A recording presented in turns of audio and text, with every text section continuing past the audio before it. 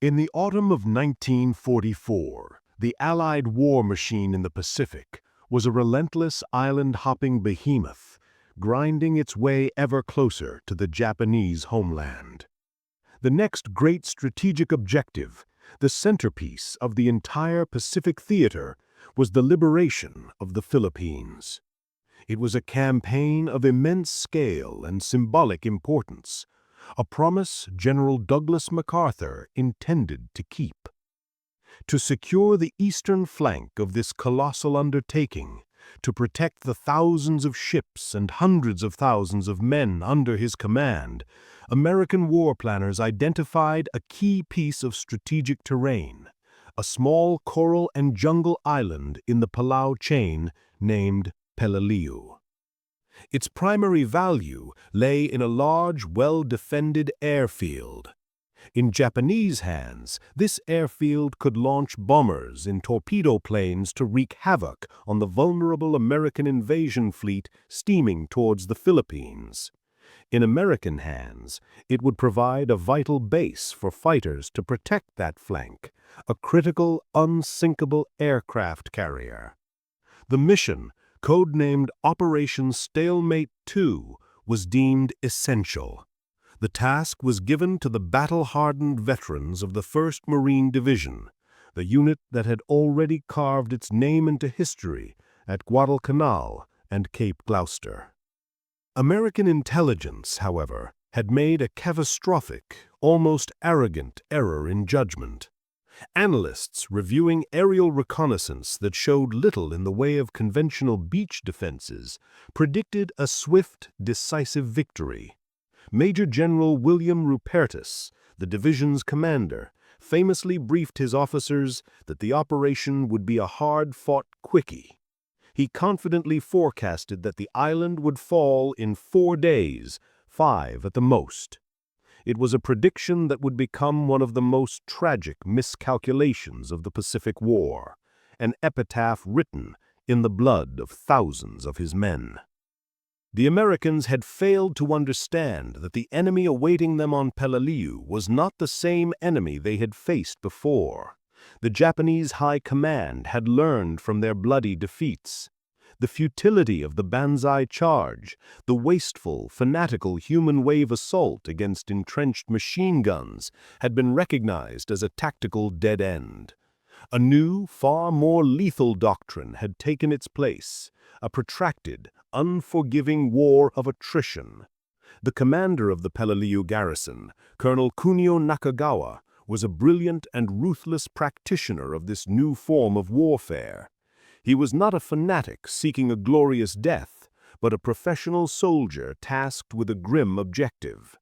His orders from the Imperial General Headquarters were clear: hold Peleliu for as long as possible, and in doing so, bleed the American invaders for every inch of ground.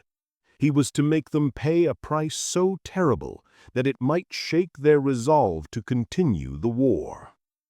Over many months, he and his 10,000 men, a force far larger than U.S. intelligence estimated, had transformed the island into one of the most formidable defensive systems on Earth. Foregoing the traditional vulnerable beach defenses, Nakagawa conceded the landing itself. His strategy began where the beaches ended. He focused on the island's dominant terrain feature, the Umurbagol, a central coral massif of jagged ridges and deep ravines. Into this limestone core, his engineers had carved a subterranean fortress, a defensive network of over 500 interconnected caves. These were not simple holes in the rock. They were fortified positions, reinforced with concrete and steel, often featuring multiple levels and sliding armored doors. Each cave was a machine gun nest, a mortar pit, or an artillery position, all providing mutual, interlocking fields of fire. It was a fortress in depth, a honeycomb of death, designed to withstand the heaviest naval bombardment and to slowly, methodically, exsanguinate the attacking force. The American pre-invasion bombardment was immense, but it was aimed at the wrong targets. For 3 days, battleships and cruisers pounded the island's surface, sending thousands of tons of high explosives crashing onto empty beaches and jungle. Admiral Jesse Oldendorf, commander of the bombardment group, observing the smoke-shrouded island, confidently declared that he had, quote, run out of targets. He could not have been more wrong. Colonel Nakagawa's army was largely untouched, waiting patiently in their underground bastion. So, on September 15, 1944, the 1st Marine Division stormed the beaches. They were immediately met with a storm of pre-sighted artillery and mortar fire from the Umerbrugal that turned the landing zones into a charnel house. What followed was a descent into a unique kind of hell, even by the brutal standards of the Pacific War. The quickie 4-day battle devolved into a savage, meat-grinding stalemate that would last for over 2 months. The Umerbrugal Massif, quickly nicknamed Bloody Nose Ridge by the survivors, became an otherworldly landscape of shattered jungle and razor-sharp coral. The terrain itself was a weapon. The coral, pulverized by artillery, was thrown into the air as jagged shrapnel, and the ground underfoot was a treacherous maze of sharp edges and hidden crevices that could snap a man's ankle. The heat was suffocating, a damp, oppressive blanket that regularly soared to 115 degrees Fahrenheit. It cooked men inside their helmets and turned the unventilated LVTs into ovens.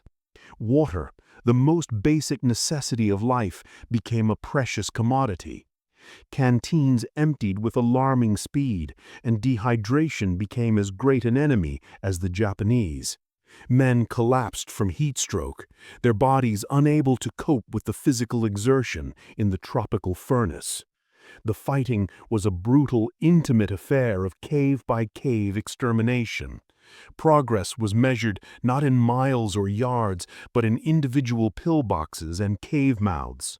Marines armed with flamethrowers, satchel charges, and BARs would have to crawl under withering crossfire to seal a single cave, only to find that it was connected to a dozen others through a network of tunnels. The Japanese would simply reappear from another opening, and the bloody work would have to begin all over again. The stench of death hung heavy in the humid air, a grotesque mixture of cordite, rotting flesh, and the sickly sweet smell of flamethrower fuel. This was the reality of Peleliu, a desperate, close-quarters struggle for survival in a landscape designed for death. A battle that was bleeding the 1st Marine Division white. It is in this crucible, 13 days into the battle, that our story finds its focus. The southern portion of the island, including the vital airfield, had been secured at a terrible cost. It was now a chaotic hub of American military power, a staging ground for the brutal assault on the regions that loomed to the northeast. And it was the new home of Marine Fighting Squadron 114, which had landed on the captured airstrip just 8 days earlier, on September 20th, 1944.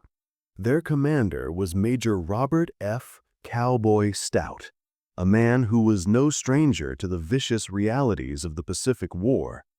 He was the archetypal Marine aviator, calm under pressure, aggressive in combat, and fiercely dedicated to the infantrymen on the ground. By 1944, he was already a decorated hero, a Marine Corps ace credited with 6 aerial victories. His reputation had been forged 2 years prior as a first lieutenant serving with VMF-114 in the skies over the Solomons. This was in the autumn of 1942, a desperate time when the outcome of the war in the Pacific was far from certain.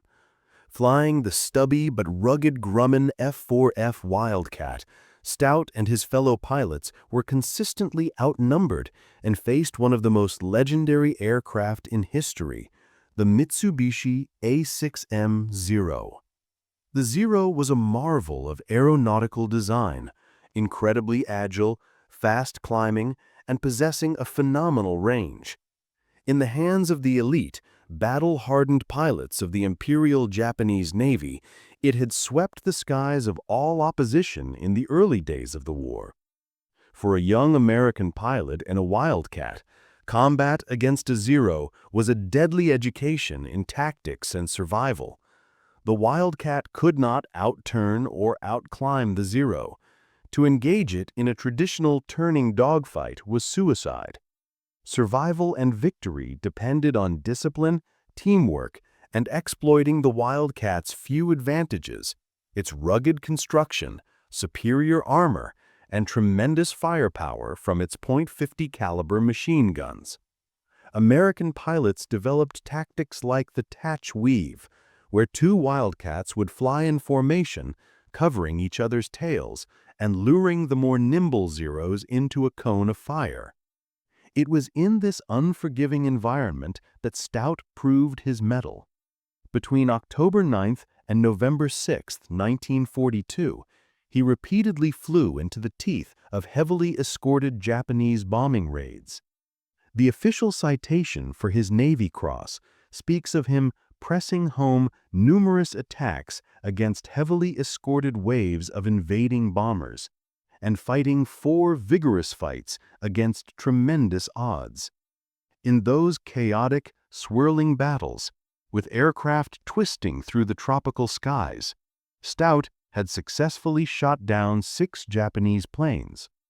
To become an ace in the Wildcat against the Zero was a mark of exceptional skill, courage, and a cool head under the ultimate pressure. This was the man who now commanded VMF-114 on Peleliu, not a rookie, but a seasoned veteran who had looked death in the eye and won. His pilots and their powerful F4U Corsair fighters were not on Peleliu to engage in classic dogfights. The Japanese Air Force in the region had been annihilated. Their primary mission was far more intimate and far more dangerous, providing close air support for the grunts locked in the Umubragol's deadly embrace.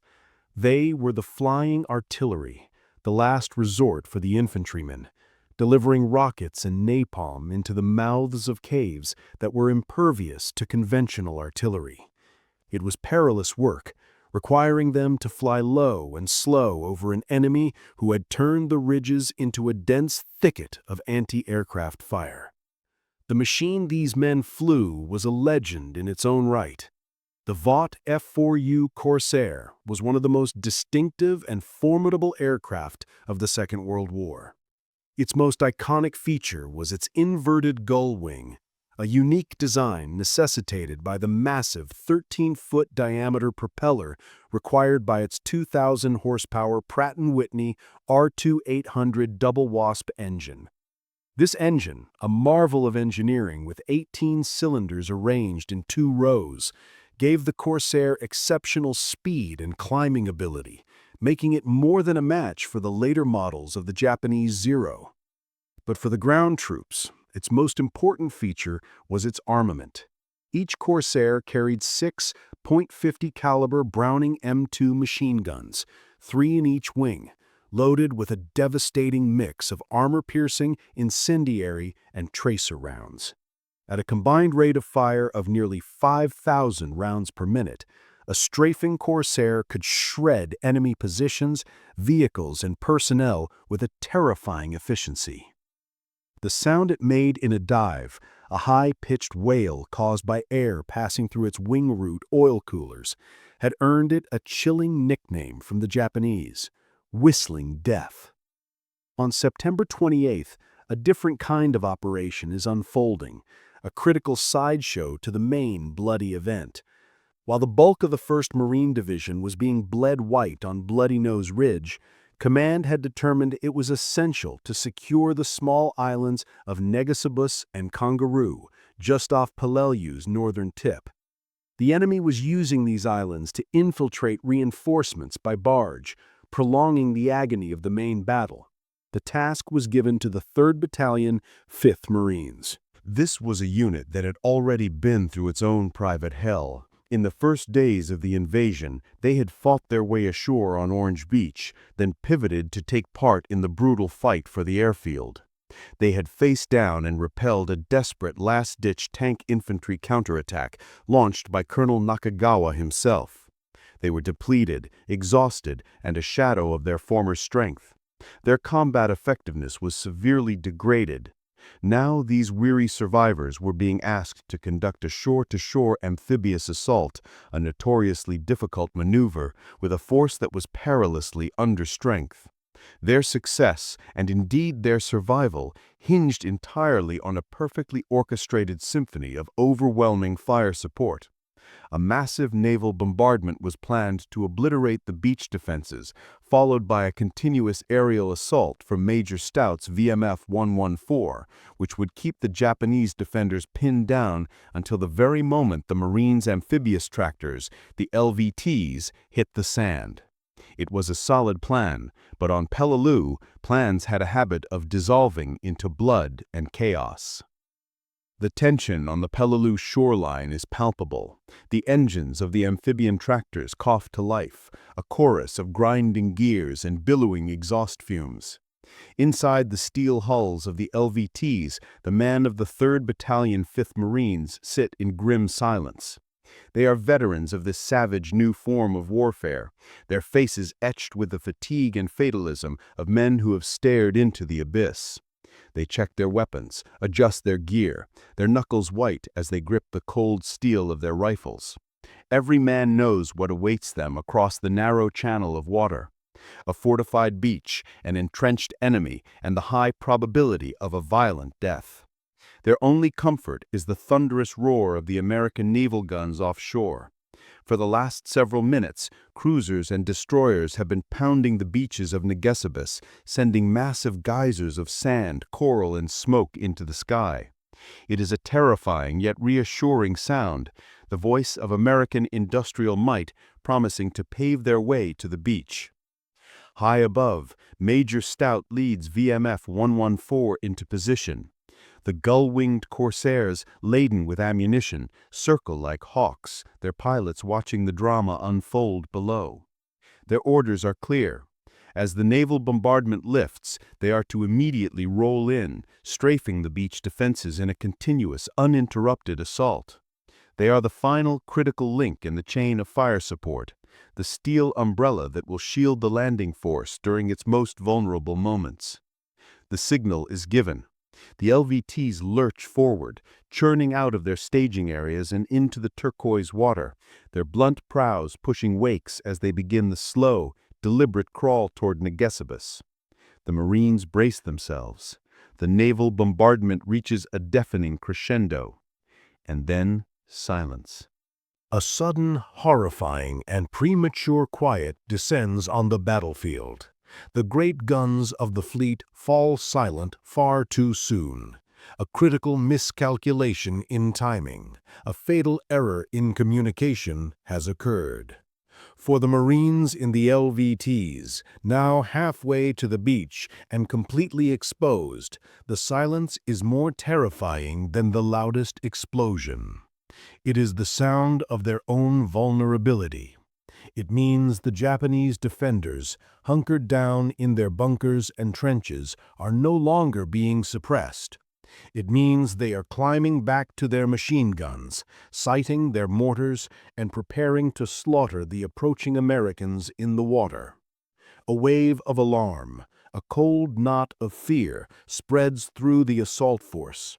The most critical phase of the landing has been stripped of its most critical support.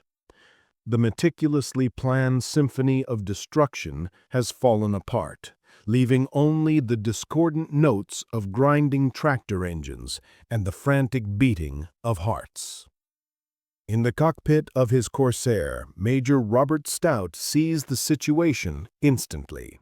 There is no time to radio for clarification, no time to question orders, no time to wait for the Navy to correct its mistake. The lives of an entire battalion of Marines are now measured in seconds. The premature cessation of the naval bombardment has torn a gaping hole in the fabric of the assault plan, and in that moment, Cowboy Stout and the pilots of VMF-114 are the only ones who can stitch it closed. His voice, calm and steady, crackles over the squadron radio, but his actions speak louder than any words. He banks his Corsair, pushes the throttle forward, and dives. The roar of the Corsair's 2,000-horsepower engine transforms from a drone into the terrifying, high-pitched scream of whistling death as Stout leads his squadron toward the beaches of Nangasibis. For the Japanese defenders, just beginning to emerge from their bunkers after the naval shelling ceased, this new sound is the shriek of impending death. The Marines in the water look up and see the iconic bent wings of the Corsairs plummeting toward the island, a beautiful and welcome sight. Major Stout and his pilots have immediately and without orders recognized the deadly gap in fire support and are moving to fill it with a storm of their own making. This was the very embodiment of the air support doctrine envisioned by pioneers like William Mitchell, who called for a concentrated, continuous, uninterrupted engagement at the decisive time and place. Stout's attack is not one of precision bombing. It is a brutal, overwhelming application of suppressive fire. He leads the first section of fighters in a low-level strafing run, coming in so low and so fast that the Marines instinctively duck their heads. The 6 machine guns on his aircraft open up simultaneously, the sound like canvas being ripped on a cosmic scale.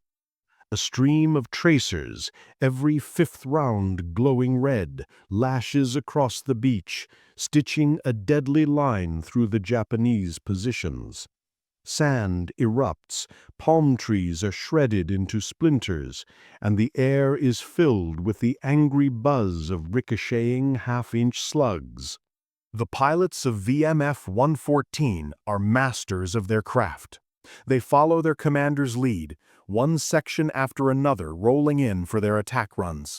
They fly with a controlled recklessness that leaves the observers on Peleliu breathless.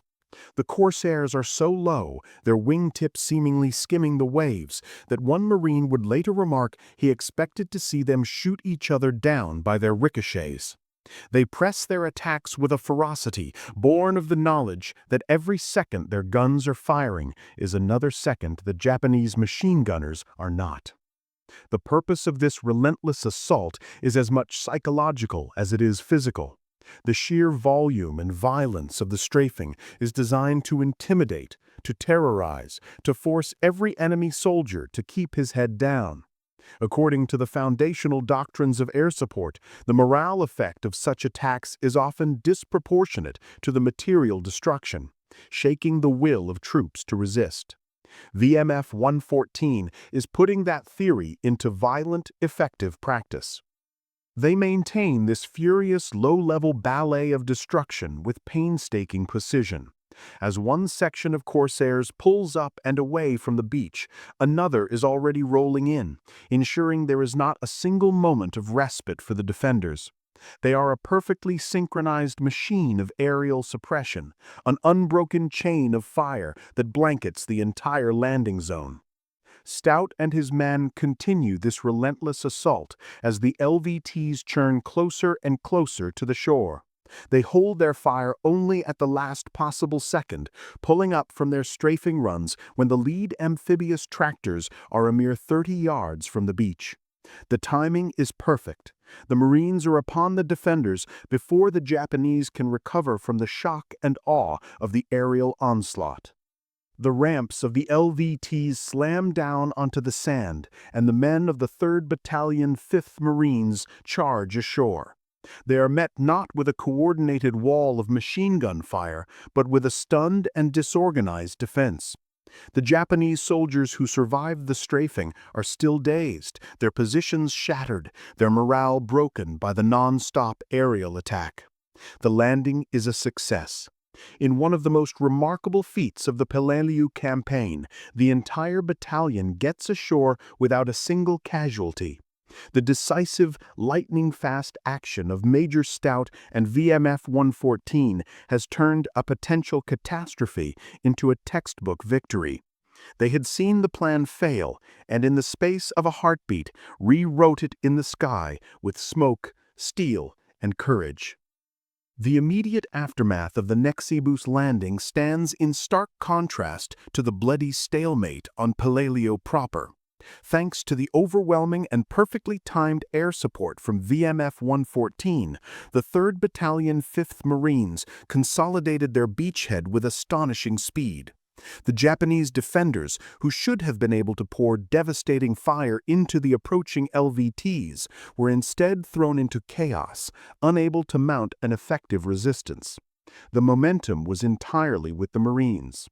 Over the next 36 hours, they systematically cleared the islands of Nexibus and Kongaroo, eliminating the threat of enemy infiltration and securing the northern flank of the main American position on Peleliu.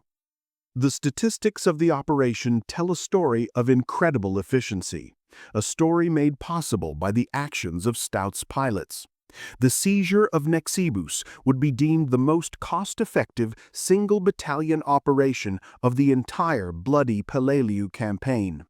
In the fight to secure the island, 463 of Colonel Nakagawa's Japanese warriors were killed, effectively destroying the entire garrison.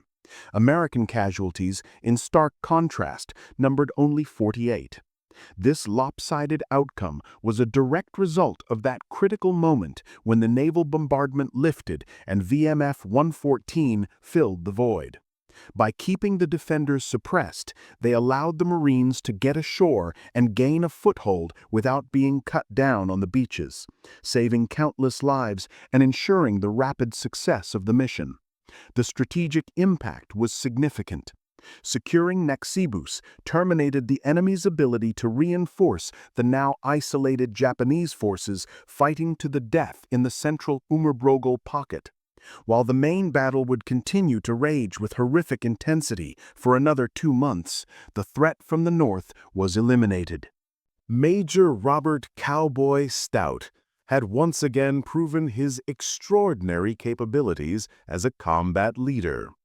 His career was a testament to his skill and bravery. For his earlier heroism in the Solomons, where he had shot down 6 enemy aircraft against overwhelming odds, he had been awarded the Navy Cross. For his continued service and leadership, culminating in actions like the one at Nexibus, he would also be awarded the Distinguished Flying Cross.